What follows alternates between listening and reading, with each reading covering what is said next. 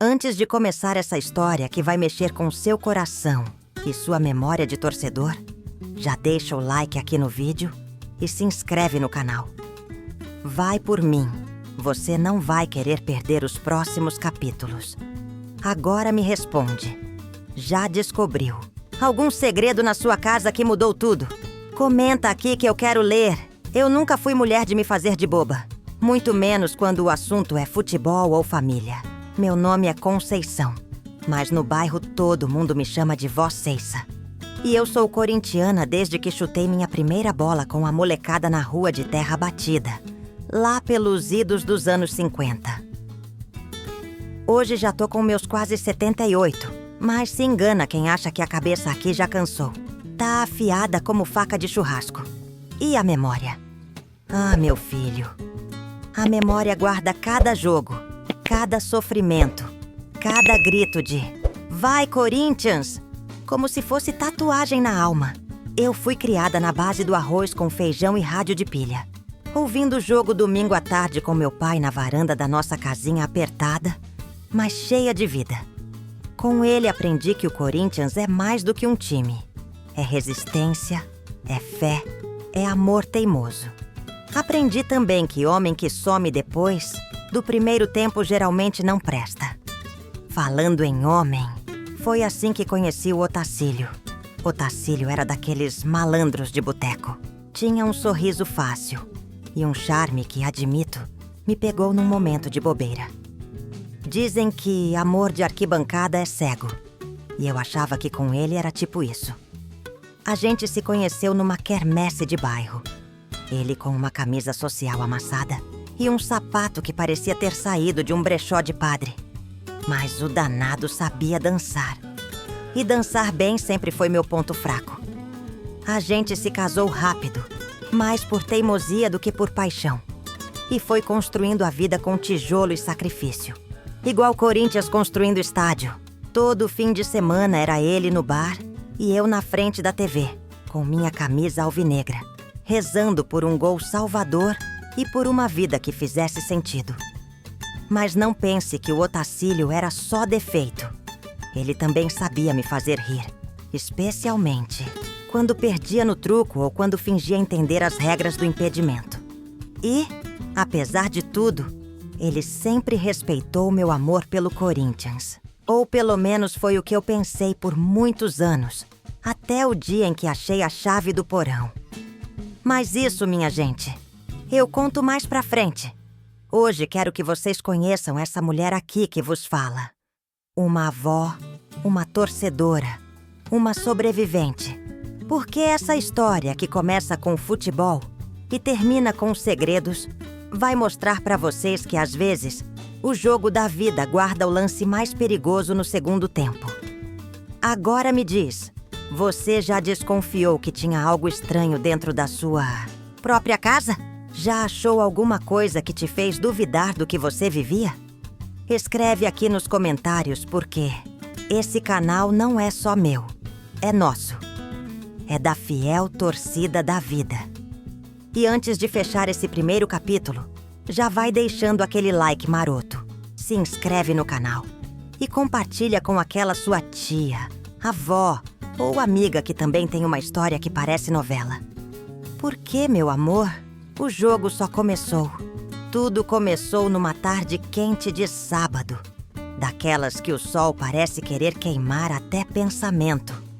Eu tava varrendo a garagem ouvindo o pré-jogo no radinho, quando vejo o Otacílio sair todo arrumadinho.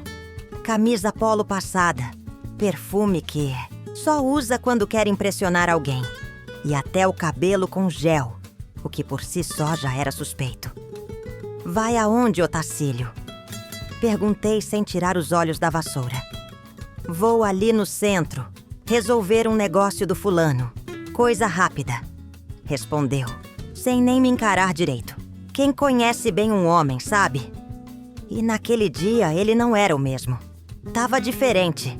Nervoso, distraído.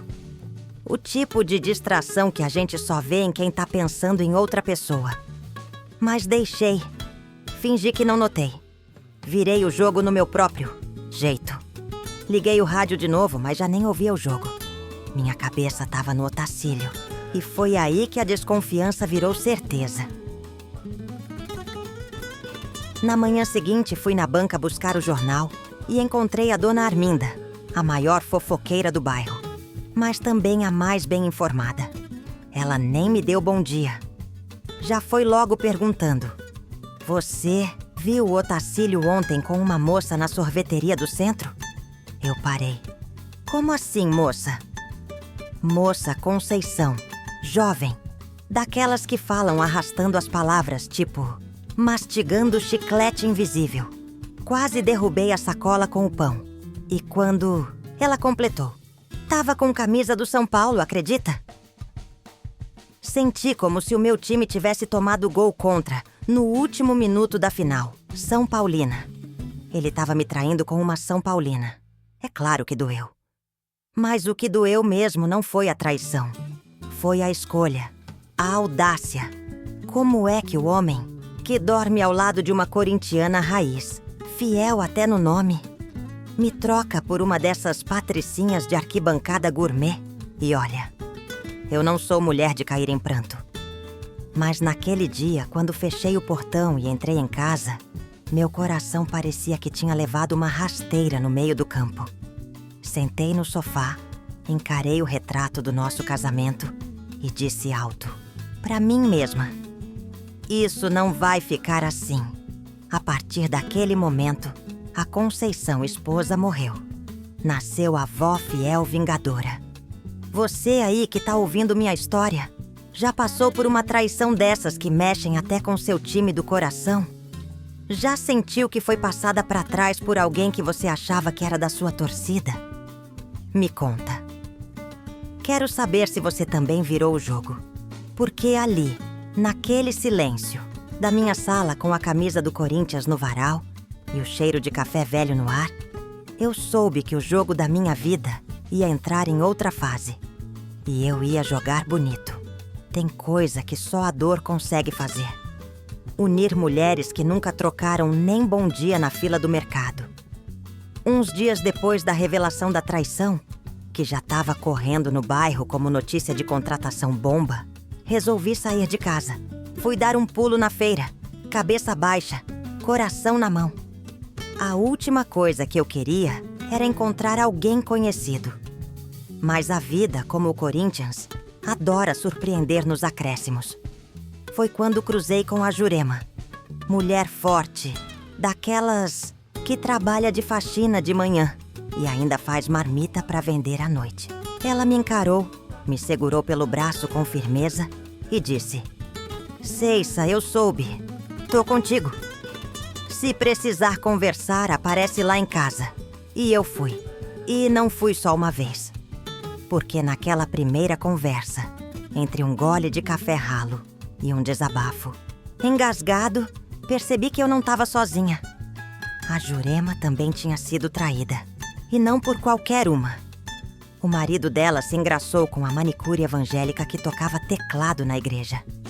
"E ainda me disse que era obra de Deus, Conceição!" Ela gritou. E a gente riu tanto que quase esquecemos da mágoa. No sábado seguinte apareceu a Roseli. Mesma história, outros detalhes. O marido dela largou tudo para viver com uma mulher 20 anos mais nova, que fazia vídeos de maquiagem. No YouTube chamava todo mundo de miga. De repente, sem planejar, formamos um grupo. Um time, um coletivo, uma torcida. Começamos a nos encontrar todo sábado à tarde. Primeiro era para desabafar. Depois virou lanche. Aí já tinha caderno de anotações, plano de ação e até grito de guerra improvisado. "Aqui é mulher, traída, mas não é vencida." Batizamos o grupo de Clube do Sofrimento Feminino FC. Porque somos sofredoras, sim, mas com dignidade e tática. E a sigla FC, claro, tinha duplo sentido. Futebol Clube e Força Coletiva. Cada uma ali tinha sua história absurda. Tinha a Dalva, que descobriu que o marido tinha 2 famílias. A Zilda, cujo companheiro fugiu com a gerente do banco. E a mais nova do grupo, A Tainá, uma moça de 30 anos que foi trocada por uma mulher que conheceu o marido no grupo de zumba da terceira idade. Mas não pense que a gente só se encontrava para chorar. Não. A gente ria, e muito. Transformamos nosso sofrimento em combustível. Ríamos dos absurdos, das desculpas esfarrapadas, das histórias mal contadas. E a cada gargalhada, nossa autoestima subia feito foguetinho no 1º de abril. Ali eu entendi. Se os homens têm futebol para esquecer dos problemas, nós temos umas às outras para lembrar quem somos. E a melhor parte, descobrimos que a maioria deles se achava craque, mas jogava com chuteira furada. Enquanto nós, deixadas de lado, estávamos prontas para dar uma aula de bola e vida. Agora me conta, minha gente. Se fosse você, também montaria sua própria torcida organizada contra as decepções amorosas? Já teve sua versão desse clube do sofrimento? Quero ler nos comentários, porque aqui a gente não esconde escanteio. E foi nesse ambiente de cumplicidade, pão de queijo e garra feminina que nasceu a ideia. Ou melhor, a necessidade. Porque se o Otacílio achava que ia passar impune, estava muito enganado. A vingança estava sendo preparada como time que treina em silêncio para golear no clássico. E o jogo estava só começando. Uma coisa que você aprende sendo corintiana desde o berço é que time bom não se desespera. Time bom observa, espera e ataca no momento certo. Foi assim que eu comecei a bolar meu plano. Não com raiva. Raiva passa. Com estratégia. Eu queria marcar um golaço. Daqueles que todo mundo lembra. Um gol de placa no campeonato da vida. Na semana seguinte à formação do Clube do Sofrimento, levei um caderninho velho para os encontros. Capa dura, da época que eu ainda anotava a receita. De doce de festa. Nele escrevi na primeira página. Plano de vingança. Tática fiel. Esquema 3-4-3. Pode rir, eu levei a sério. Dividi o plano em 3 tempos. Como um bom jogo cheio de emoção. Primeiro tempo. O psicológico. Eu sabia que Otacílio tinha uma vaidade do tamanho da dívida do Corinthians em 2007. Bastava tocar no ego dele, que ele se desmontava. Então comecei com uma simpatia discreta. Deixei de comentar qualquer coisa sobre ele no bairro. Simplesmente parei de falar o nome dele. Quando me perguntavam, eu dizia: quem? Ah, o cidadão? Tá com a nova paixãozinha dele. Desejo sorte. Isso pra ele foi pior que ofensa. Porque a ausência de reação fere mais que grito. E logo começaram as fofocas. Ceissa superou rápido, né? Ela tá com um novo romance, sabia? E eu, claro, fazia de conta que não ouvia nada. Só sorria. Mas o golpe de mestre foi a fake news emocional. Fiz a Jurema espalhar que eu tava namorando um ex-jogador da várzea, que tinha jogado nas categorias de base do Corinthians. Um tal de Bira, que nem existia. Diziam que ele era viúvo, bonito, forte e que me levava flores toda quinta-feira. E não é que o bairro começou a acreditar? Segundo tempo, a armadilha emocional. Sabendo que ele ia ficar encucado, comecei a deixar pistas. Perfume masculino no portão, um buquê falso na varanda e até uma camisa do Corinthians de tamanho GG pendurada no varal. Ele passou de bicicleta um dia, desacelerou e eu vi os olhos dele piscarem como quem levou bolada na cara. Mas a cereja do bolo foi um bilhete que deixei cair sem querer na calçada, perto da casa da irmã dele. Dizia: Bira, você me devolveu o sorriso. Depois de tanto sofrer, achei meu camisa 9. Nunca soube se ele leu de verdade. Mas sei que o bairro inteiro ficou sabendo. Terceiro tempo. O golpe final, o Clube do Sofrimento, entrou em campo com força total. Fizemos um grupo no Zap chamado Operação Revanche. E montamos um mutirão de ações pequenas. Uma ex do Otacílio ligava fingindo ser cobradora. Outra fingia que ele tinha pendências na feira. O homem começou a andar tenso, desconfiado, se olhando no espelho como se fosse ver chifre. Enquanto isso, eu seguia linda, maquiada e sorrindo pelas ruas. Comecei até a me arrumar para ir à missa, como quem vai a um jantar romântico. Passei a caminhar no bairro com mais leveza e inventei que ia encontrar com o Bira no centro. O bairro virou um mar de olhares curiosos. E ele, cada vez mais abatido. Agora deixa eu te perguntar. Se você tivesse essa chance de devolver na mesma moeda, com classe e inteligência, você jogaria ou deixaria o jogo correr solto? Me conta aqui. Quero ver quem também tem sangue frio para virar o placar sem nem suar. No fim desse segundo tempo, o Otacílio estava balançando. A São Paulina nova já não sorria nas fotos de rede social. E ele... Bom, ele voltou a frequentar o bar, mas calado, cabisbaixo, feito técnico derrotado em coletiva. Eu sabia. Era hora de acionar a cartada mística. Porque vingança de corintiana tem alma, coração e um pezinho no além. Se tem uma coisa que aprendi com minha mãe e com as tias que me criaram, é que tem hora que a gente precisa parar de tentar entender com a cabeça e começar a escutar com o coração ou com a alma. E no caso de corintiana sofrida e traída, com o peito cheio de revolta, até o espírito entra na jogada. Foi aí que a Jurema, sempre ela, me puxou num canto e disse: Ceiça, chegou sua hora de visitar a Dona Odete. Quem? A benzedeira do Parque São Jorge. Agora, antes que você pense que isso é coisa de maluco, deixa eu te explicar. Dona Odete não é uma benzedeira qualquer. Ela é tipo uma guardiã da fiel. Dessas mulheres que misturam chá de boldo com sabedoria ancestral. Fala com as almas do passado. Recebe recado do além com o sotaque do interior.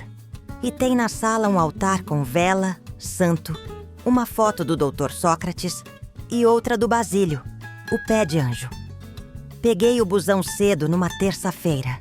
Cheguei lá ainda com o sol nascendo, levando comigo uma camisa do Corinthians velha, uma foto do Otacílio, daquelas que a gente imprime com raiva, e um vidro de perfume que ele costumava usar.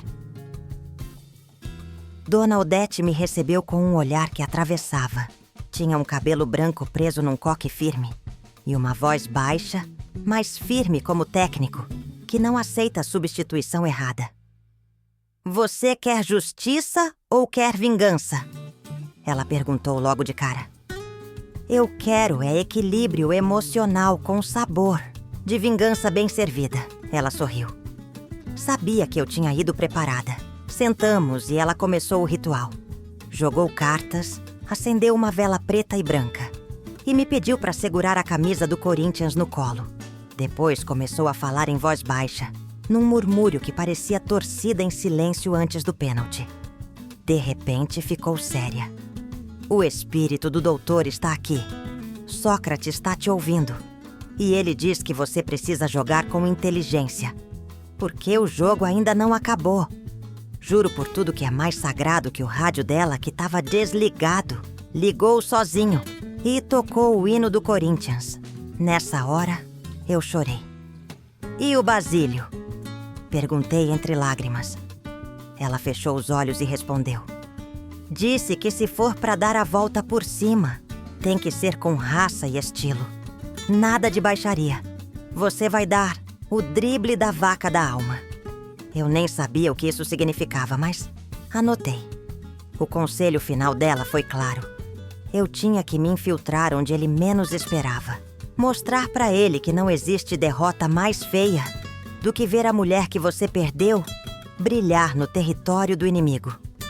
Saí de lá com um saquinho de sal grosso, um pano preto com as iniciais FC, bordadas à mão, e um novo propósito: entrar no Morumbi. Agora quero saber de você que está acompanhando essa história. Acredita nesse tipo de força mística? Já apelou para simpatia, oração ou reza brava quando tudo parecia perdido? Me conta, porque aqui, a fé é parte do jogo. Com as palavras de Sócrates ecoando na cabeça e o pano da Dona Odete na bolsa, voltei para casa pronta para o próximo passo. Porque a vingança da avó fiel não seria só um drible. Seria um golaço no estádio do rival. Infiltrar-se no Morumbi. Soa como missão da CIA, mas era missão da VFC. Vingança da fiel Conceição, Otacílio e a São Paulina se preparavam para um evento daqueles chiques. Coisa de quem pensa que caviar substitui arroz com feijão. Era uma festa de aniversário temática, só para torcedores do São Paulo, com traje esporte fino e ingresso limitado. Claro que ele, metido a besta, ia levar a nova namorada. Foi aí que minha mente, afiada como zagueiro raçudo, começou a trabalhar. Liguei para Tainá, a mais jovem do nosso clube, que entendia tudo de redes sociais. Em 2 cliques, ela achou o perfil da tal São Paulina, que não podia ver um espelho que já postava selfie. Lá estava, contando os dias pro Morumbi Fashion Party. Era o gancho que eu precisava. A Roseli conhecia uma costureira que fazia fantasia para bloco de carnaval. Em menos de 48 horas, ela me arrumou um modelito perfeito. Um terninho branco com uma faixa preta e um broche dourado que imitava os símbolos do São Paulo. Com uma peruca curta e um óculos escuros, eu era outra mulher. Dava para enganar até o VAR. Consegui um convite falso com a ajuda da Zilda. Ela tem um sobrinho que imprime tudo com perfeição. Agora só faltava o toque de mestre. O plano dentro do plano. O plano, fazer ele passar vergonha no meio da torcida. Dele. Cheguei no evento como quem chega num campo adversário. Sem medo, mas com atenção. O salão era decorado com bandeiras do São Paulo, petiscos gourmet e um DJ que tocava música eletrônica como se estivesse animando um velório. E lá estavam eles. Otacílio com um blazer apertado tentando parecer elegante. E ela toda maquiada, com um vestido que mais parecia lona de circo cara. Dava até gosto de ver de longe. Combinavam no ridículo. Cheguei perto fingindo estar falando ao celular. Oi, amor, cheguei. Tô do lado do buffet. Não acredito que você ainda tá preso no trânsito. Falei alto como quem quer ser ouvida. E deu certo. Eles viraram. E eu segui como se não tivesse notado. Mas eu vi o Otacílio arregalar o olho. Olhar pra mim como quem vê assombração no vestiário. Ele até tropeçou no tapete. Mas não era só isso. Na hora do brinde, quando todos estavam em silêncio, levantei minha taça e disse em voz alta: que o amor verdadeiro nunca seja traído, principalmente por quem troca uma fiel por uma ilusão. Houve um segundo de silêncio. A São Paulina olhou para ele confusa. Algumas pessoas riram, outras ficaram em choque. E ele suava. Era como se tivesse tomado um frango no meio da final. Saí antes de ser descoberta. Dei meia volta com a dignidade de quem faz o gol da virada aos 48 do segundo tempo. Peguei o ônibus de volta com um sorriso nos lábios e um alívio no peito. Ali, naquele salão do Morumbi, ele perdeu mais que o respeito. Perdeu a pose. Perdeu o controle. E viu que subestimar a avó fiel foi seu maior erro. Agora me diz, sinceramente, você teria coragem de invadir a festinha do ex com tanta elegância e audácia? Já se vingou com estilo? Quero ver essas histórias aqui nos comentários. Porque se tem coisa melhor do que se vingar, é compartilhar o feito com quem entende. Mas a vingança ainda não tinha acabado. O escândalo do Morumbi ia virar notícia no bairro. E o jogo estava virando mais rápido que contra-ataque bem armado. A primeira coisa que você precisa saber é que em bairro pequeno, o que acontece no Morumbi não fica no Morumbi. 2 dias depois da festa, quando fui comprar pão na padaria, o Rubão, que nunca perde uma chance de soltar piada, me olhou por cima dos óculos e falou: "E aí, dona Ceissa? Gostei do traje de gala." O Morumbi nunca viu tanta elegância e vingança numa pessoa só. A notícia tinha se espalhado mais rápido que fake news em grupo de família. O bairro inteiro sabia da festa, sabia do brinde, sabia da humilhação. O Tacílio, coitado, agora era chamado de estático nas rodinhas de truco do bar. Dizem que no dia seguinte ao escândalo, ele foi jogar dominó com os amigos e ninguém quis fazer dupla. Não é castigo pior para um homem desses. A São Paulina sumiu, pelo que ouvi dizer. E claro, não posso confirmar com 100% de certeza, mas vizinho que é vizinho tem olhos de drone. Ela largou ele na semana seguinte. Disseram que ela ficou envergonhada por ele ter sido desmascarado com tanta classe, que homem frouxo não segura mulher exigente. A verdade? Não sei. O que eu sei é que por dias ele andava cabisbaixo pelo bairro, como goleiro que toma frango em final de campeonato. Despenteado, sem a camisa polo apertada, sem o sorriso convencido. Tentou até puxar papo comigo uma vez, na feira. Ceissa, será que a gente pode conversar? Olhei pra ele como quem olha pra um pênalti mal cobrado. Só se for sobre o último jogo do Corinthians. Porque sobre o passado, eu já tô na Libertadores. Você ainda tá na fase de grupos. Ele entendeu. E saiu. Mas o mais bonito... o mais bonito foi o reconhecimento. As mulheres do bairro começaram a me cumprimentar com outro olhar. Um misto de respeito, admiração e invejinha boa. Tive até que recusar convite para dar entrevista num podcast do Bar do Zé, que queria que eu contasse a história do gol contra o contra-ataque. E os homens aprenderam a não subestimar velhinhas de coque e coração alvinegro. Agora deixa eu perguntar para você que tá me acompanhando. Você já viveu aquele momento em que o mundo inteiro descobre que você venceu? Não em dinheiro nem em status, mas em dignidade? Já fez o ex virar chacota mesmo sem precisar xingar? Me conta, porque é disso que se faz a verdadeira revanche. Mas a história ainda não termina. Ainda falta a consagração, a glória máxima. Porque a avó fiel ainda ia dar sua volta olímpica. Quando a gente vive uma vida inteira sendo ignorada, subestimada, colocada no canto como se fosse bandeirinha de jogo sem importância, é fácil esquecer que existe um poder enorme em se levantar.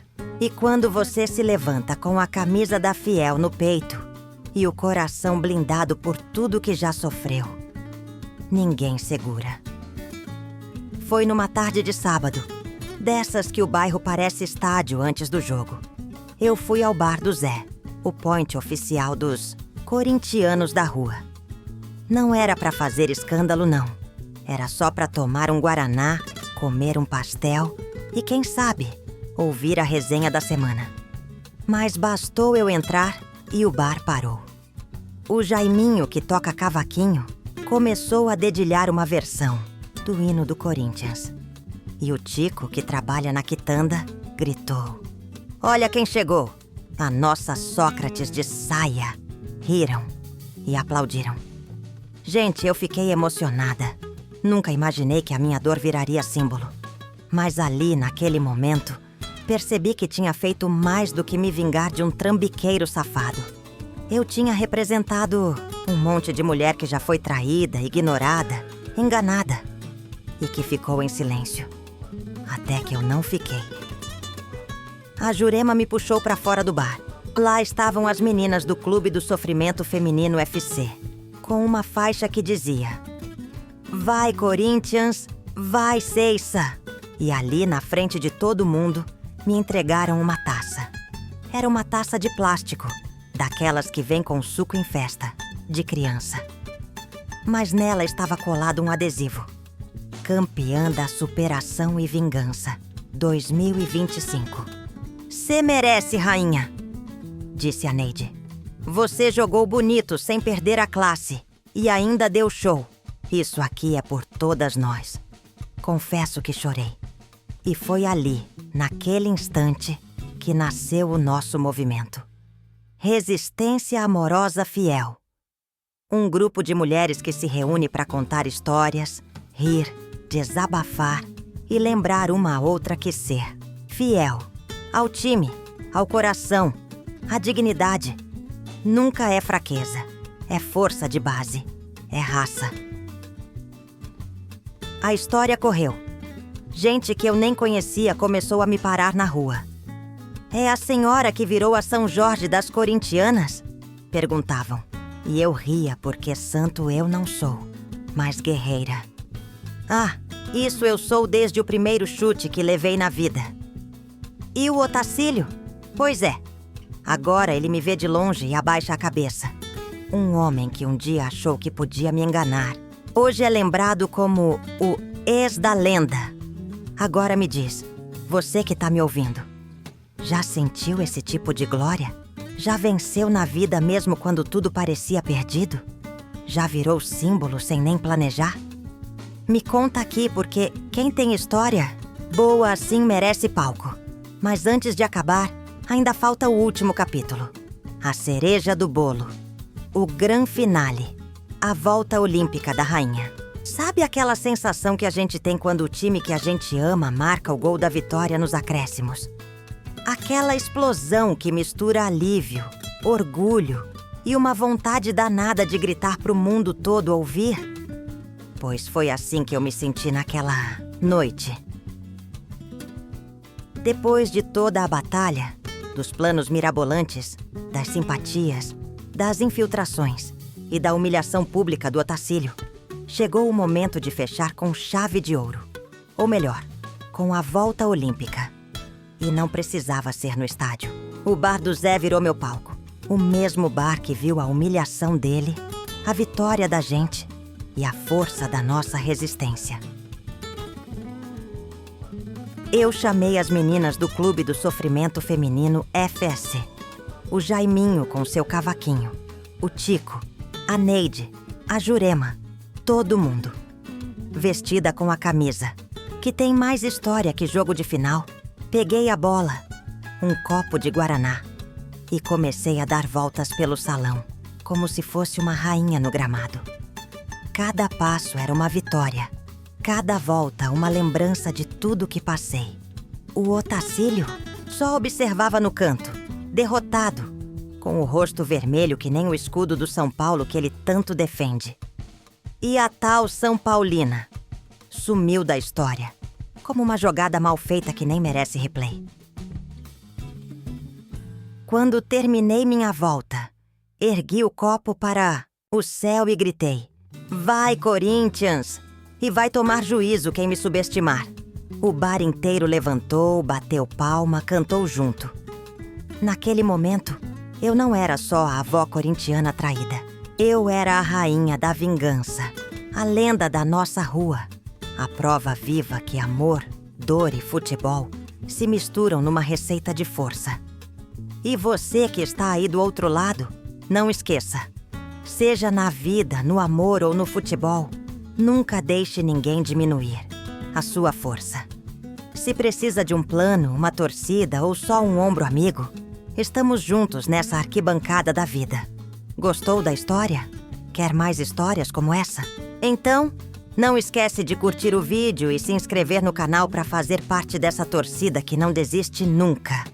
E me conta, qual foi o seu maior gol de placa na vida?